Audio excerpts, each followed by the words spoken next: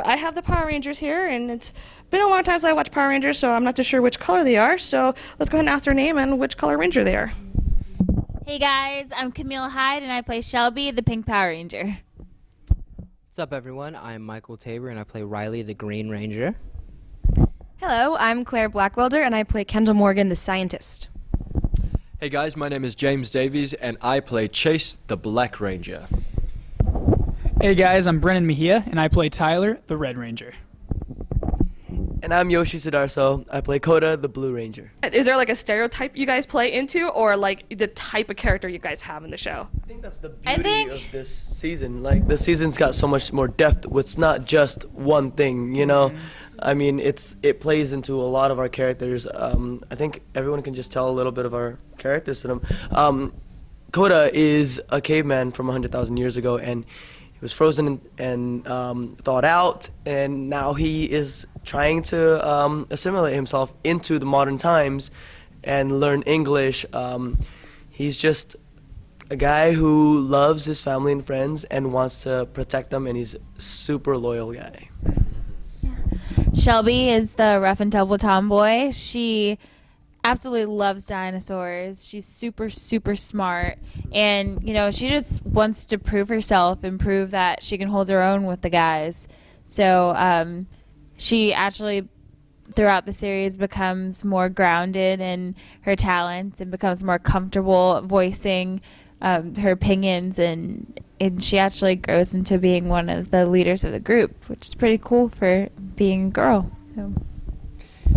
Yeah, I mean, Riley, who's my character, is the logical one that doesn't wear glasses. So if anything is shattering stereotypes, I think that would be a pretty big one. So yeah, he's logical, he's methodical in his approach to like his work ethic and all of that. And he really just kind of cares about helping the team out and being a part. Like, he's known from the beginning he wants to be a part of something bigger than himself. So when he finds the other Rangers, he knows that this is what he needs to do. Kendall is the boss, and she kind of keeps these guys in line. She makes all the gadgets and makes sure they're safe and that they know what to do when they enter a battle. So she can be a little bit strict, but she's the mom. She's really maternal, and so she's got this kind of double-sided coin, if you will, where she really, really wants the best for them, and she wants them to be doing their best work, but and she wants them to be safe, but she expects a lot from them. Chase, I get to play the first New Zealand Ranger, and that is quite exciting for me to be a Kiwi as well, and to be able to play that. I guess it's easier than bringing in an American to play a Kiwi accent as well. Claire's actually really good at it, though. Yes. Would you like to give us a... You don't have to necessarily compare it to James's, though, because don't. his mom is from the UK. Mine's all over the place, yeah. That's what a lot of people think, that I'm from the UK or somewhere else, but I'm actually a Kiwi. So Claire, would you like to? Whose accent am I doing? Which person that we know? Roz. Do Roz. She's Roz? pretty No. Kiwi. The commercial, or Tim? Well, no, Roz, Tim, or that. Shout out they all. Tim. Shut up. Those were The commercial? Those were our cast People that we worked jobs, with. in New Yeah. Zealand. Well, and I'll they're just- pretty cliche. The commercial, yeah. Basically, there was a mattress commercial that came on the TV when we first got there, and I was so shocked by it because they switched every vowel. They just, like, every vowel is different, and I was so confused. But it went something like this: thousands of bids for sale, which means thousands of beds for sale. So, translated into, yes, I thought thousands of bids.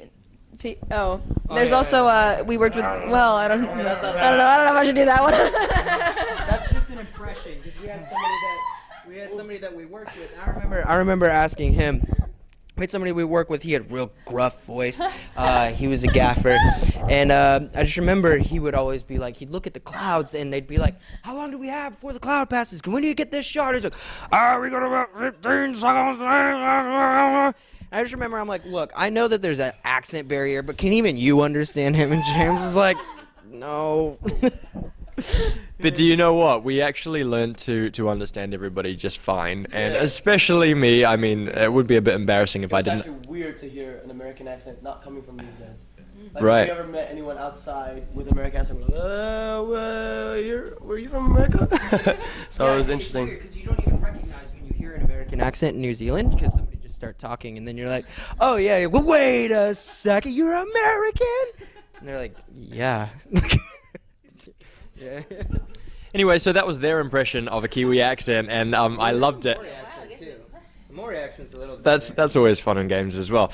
Anyway, so Chase, being the Black Ranger, Chase, he's really into his skateboarding. He considers himself a ladies' man, even though doesn't always get what he wants, which is actually really fun to play. And he also he's come over to America to sort of find himself, and he's made amazing friendships with everybody here, and we've all become family. So that's really important to him. Yeah, well, that was a side track. But I digress. Yeah, Tyler in the show, he starts off in the first episode searching for his dad, and that's kind of the theme that stays with him throughout the first 8 episodes that you guys have seen so far. Hopefully you've seen it. If not, go watch it. But aside from that point, his dad taught him a lot of very strong character traits about putting other people first, always making sure that you do all you can to ensure other people are safe and happy, and you're always positive with whatever's happening in life. Even while searching for his dad, Tyler is positive in his attitude and outlook, and bringing that to the team, leading them in such a way, not just on the battlefield, but also just with his demeanor. Sometimes things get tough, and he's able to bring up the spirits a bit. So, yeah. Sweet. And I've already talked about Coda. Yeah, started it. Yeah, I did. So from what I remember from the very first one was that, they would film here in the U.S. and they were splicing in the footage from Japan.